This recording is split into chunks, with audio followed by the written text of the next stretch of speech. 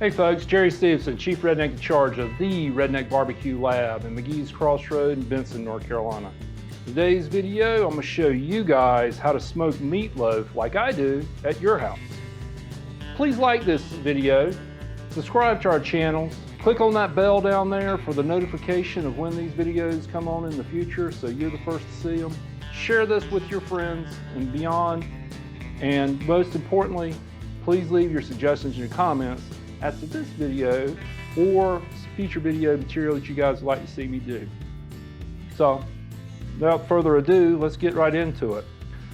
This meatloaf recipe is one that every family in America should have. My mother made it for me, your mother made it for you, her grandmother made it for her, yada, yada, yada. And it's one of those things that it's kind of like the Italian gravies. It's kind of like, you know, the chocolate cakes. Everybody has their own recipe. Now, that's not saying there's one way to do it or two ways to do it. There's several different ways to do it, but this is the way that I like to do it. And it's one of these takes on it that my mom's going to shake her head and go, that ain't my meatloaf. But, you know, Mom, I think mine's pretty good too. Not as good as yours, but I think it's pretty good as well.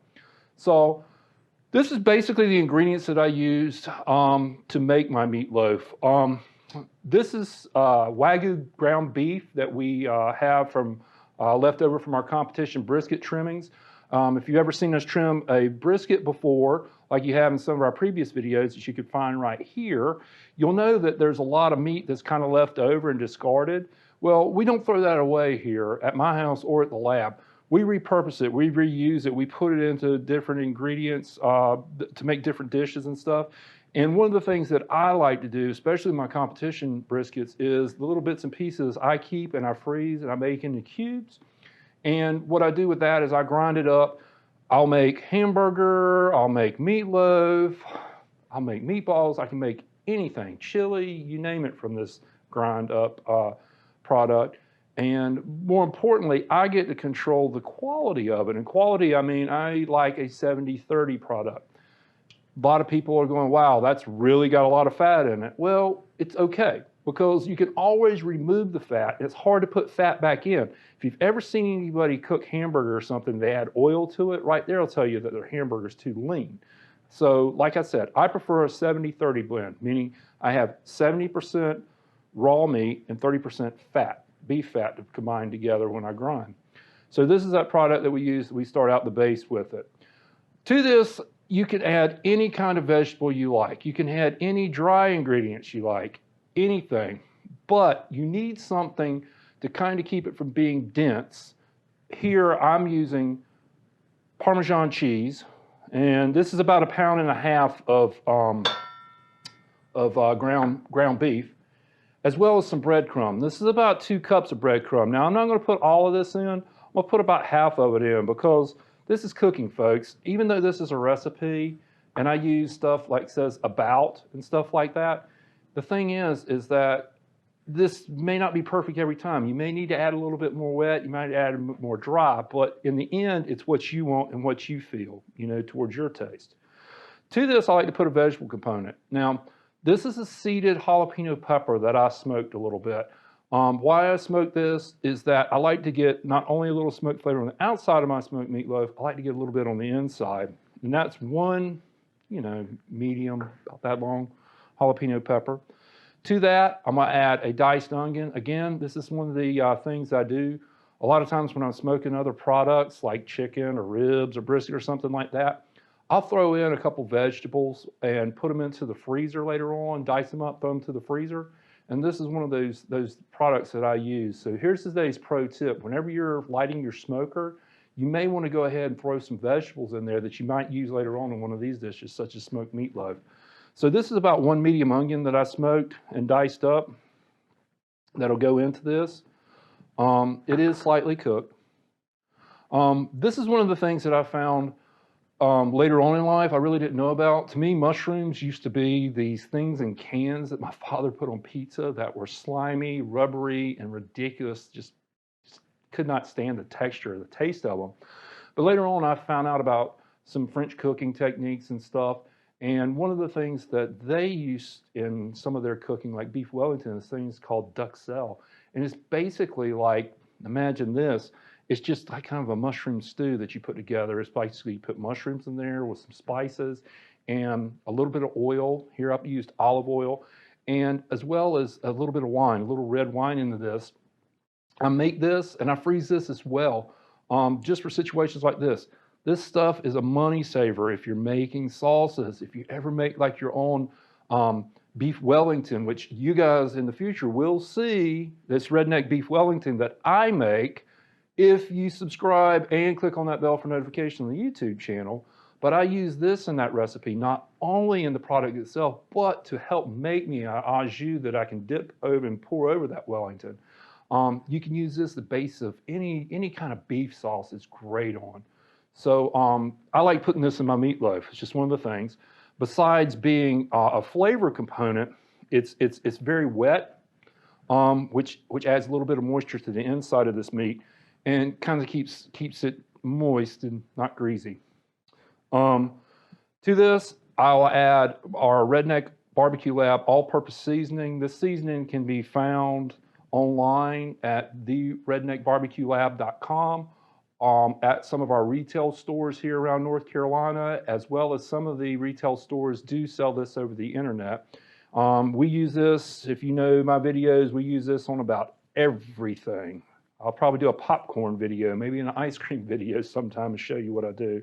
So that was about a teaspoon of it. Always use less. You guys might see some left up here, but I can always add some a little bit later on. One of the other things that I'm going to put in here, it's kind of a wet ingredient like the mushroom, but it is a vegetable, is this is a roasted garlic clove that I've just kind of minced up. I'm going to add one probably teaspoon of that. It's very pungent, very powerful. About 1 teaspoon. We are going to add 1 tablespoon of Worcestershire sauce. Something about Worcestershire sauce and meatloaf you have to have. As well as probably 2 cups of ketchup, because, well, you just can't have meatloaf without ketchup in it. It'd be un-American. And finally, the last thing I like to add is I add in some egg. Now the egg, here is 3 eggs, but it's really going to depend on how wet this mixture is. We need the egg in here. The egg kind of helps on the inside to keep this together. The protein in the egg as it cooks, they kind of grab one another and grab some of the proteins in the meat, and that's what holds this together. So we're going to add probably about 2/3 of this. And then the process begins, and we're going to get in here with the old hand mixer. The old hand mixer. I always tell folks, one of the secrets I learned a long time ago with cooking is you got one clean and one dirty, and that's how you work when you're working with ingredients like this. Something you'll also notice is I don't work with gloves. I work with gloves sometimes when I serve food to folks. When I am preparing food, I don't. And a lot of folks kind of jump back and go, wow, you're using raw meat. You should, wear a glove and this, that, the other. Well, truth is, I learned this from our health department services, is that they don't want us wearing gloves, because the last thing they want, if this hand was gloved up, is for us to go touching a bunch of stuff around our house or around our restaurant and get people sick. They actually want us to wash our hands, and there's no way you're going to walk around the house or at work like this if you don't have a glove on. All right, so this feels pretty good. It's tacky, it's wet. And when I go to loosely combine it, like this, into a small meatball, and I'm not squeezing it, it holds together, it holds its shape. I can pinch it a little, shake it, see, it doesn't fall apart. That's when I know it's just about ready. It's just about perfect to be made into that meatloaf that I'm getting ready to show you guys. So I'm pretty happy with the way that is. Like I said, it'll be a little spongy, it's wet, it's not clinging to my hands, it's not falling apart. I don't think it needs any more of the breadcrumb or anything to hold it together. If it is too wet and it does like this and it goes to fall apart, add more dry ingredient to it. If it's not, you don't have like moisture, you don't feel the moisture or see the moisture in it, add a bit more of the egg. Like I said, it's cooking, and cooking a lot of times with recipes, they're not perfect, it varies. We all have different ovens and different techniques, and stuff like that. So I'm going to move this off to the side. Like I said, I've got one clean, one dirty. I'm going to go ahead and get my pan out. And this is just a regular pan. Baking sheet will work at your house. I've lined it with clear wrap. The clear wrap, it kind of helps me form this, and I don't have to shape it. This is one of the tricks I learned a long time ago. I'd seen somebody, and I was like, gosh, that was brilliant. And it works. So I use that the wrap to kind of help me form this meatloaf. Now the meatloaf itself,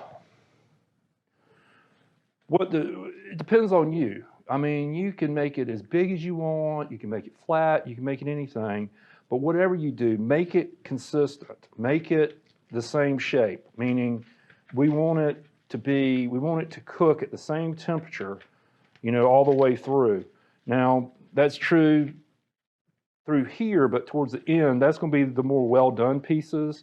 For some folks out there that really like it more well done, that's one of the places where you can get those pieces. It's just like when we cook a rib roast, which you guys may see in some of our upcoming videos. If you subscribe to the channels and click on that notification bell, remember, we'll let you guys know when we're doing it. You'll see why, like when we do that, why it's good. We always cut from the center and serve this way, because we can always go to the outside and cut and have a more well done piece, because the well done pieces are always kind of out here. So I'm pretty happy with that. This is where I say I like this wrap is I can actually take this wrap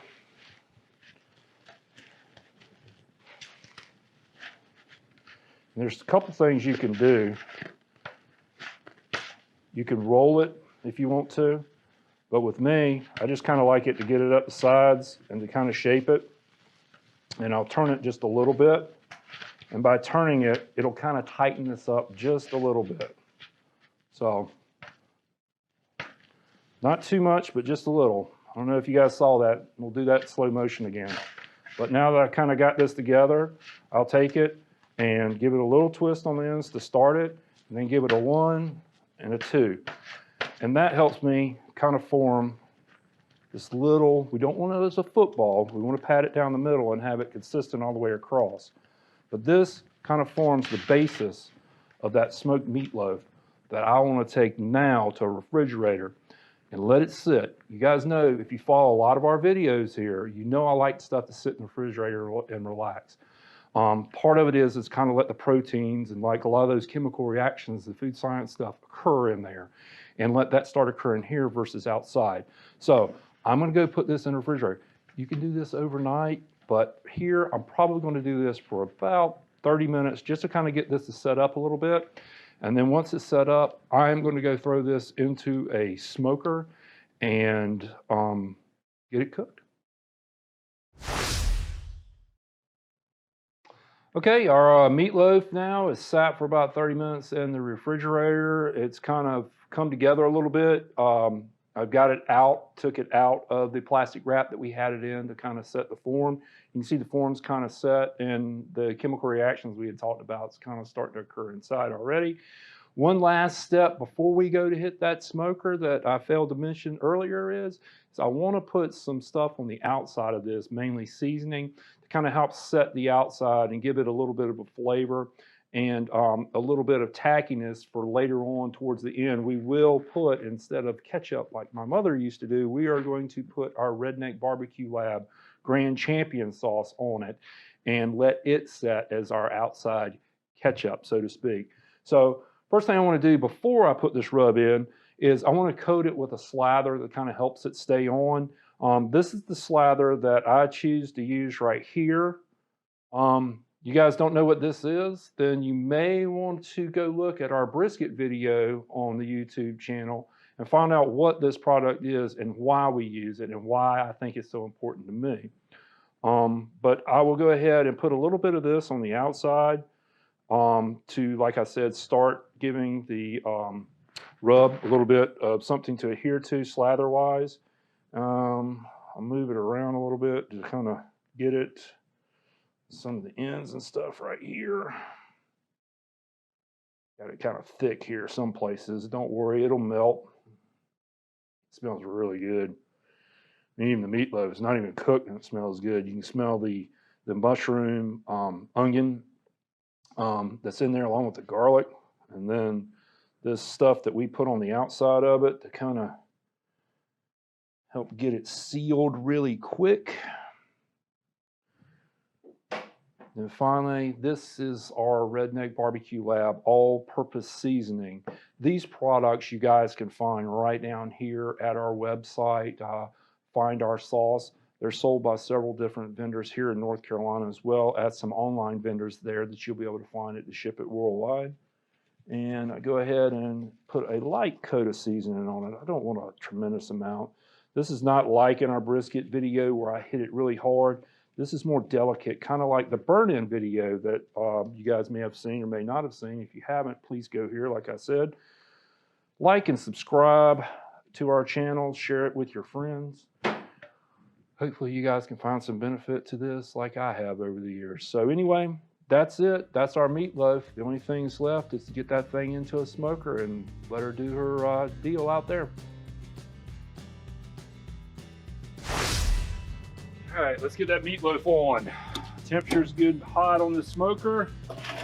Get that meatloaf in there. She's looking good, smelling good. Smoker's running nice and clean. Let's let her do her thing.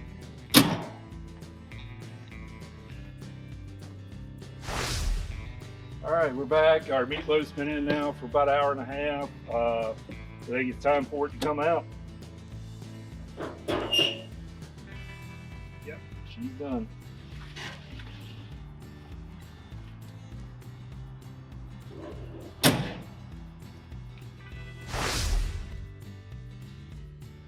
Well, we're back, folks. Our meatloaf's pulled off the smoker.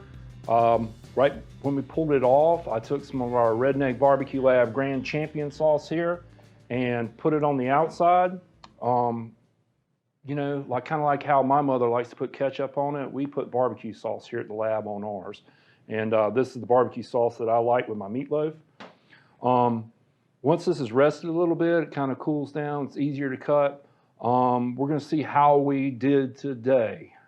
And it smells, if you could just smell this right now, it just smells amazing. Meatloaf in itself is one of those things that it can be one of two things. It can be hard as a brick and together, you know, or it can be light and fluffy and juicy. And I would kind of go with the juicy. If my meatloaf falls apart, it's not going to be the end of the world to me. I just like to be able to get a nice slice and to be able to see some moisture in it, kind of like this. And first thing I can do with this is I can smell the smoke and onions, and I can smell some of the mushrooms in there, and it just makes me want to dive right in. So let's see how we did today here on this smoked meatloaf.